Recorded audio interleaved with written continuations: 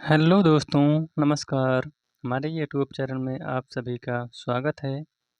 आज हम संविधान के विदेशी स्रोत लेकर आए हैं।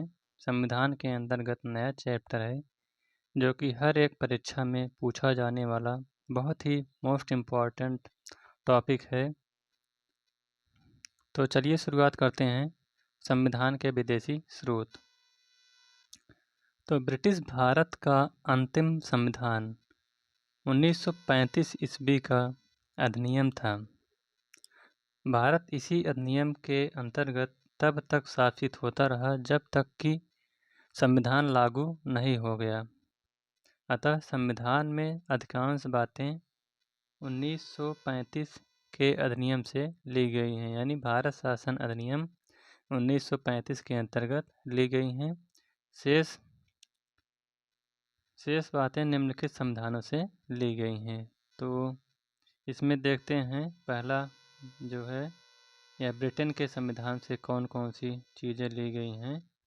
तो संसदीय प्रणाली, संसदीय विशेषाधिकार, कानून का शासन, ये तीनों जो हैं यह ब्रिटेन के संविधान से ली गई हैं। अब अगला देखते हैं अमेरिका के संविधान से क्या क्या चीज़ें ली गई हैं।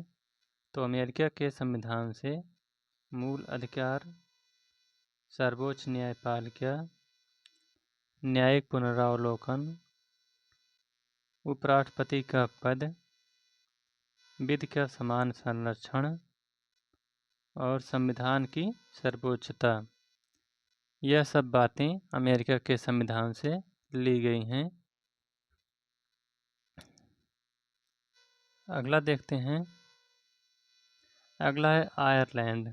यह मोस्ट इम्पॉर्टेंट है क्योंकि यह हर एक परीक्षा में पूछा जाने वाला प्रश्न है कि नीति निर्देशक तत्व, जो नीति निर्देशक तत्व हैं यह आयरलैंड के संविधान से लिया गया है। इसके अलावा राज्यसभा में 12 सदस्यों का जो मनोनयन होता है यह भी आपका आयरलैंड के संविधान से लिया गया है।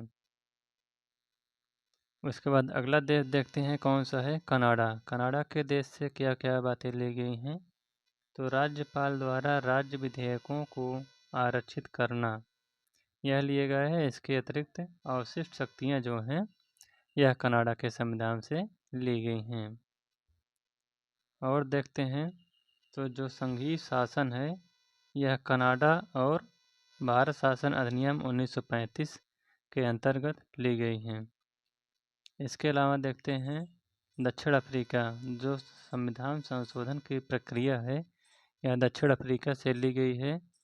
और जो संविधान संशोधन की प्रक्रिया है यह संविधान के अनुच्छेद 368 में इसका उल्लेख किया गया है।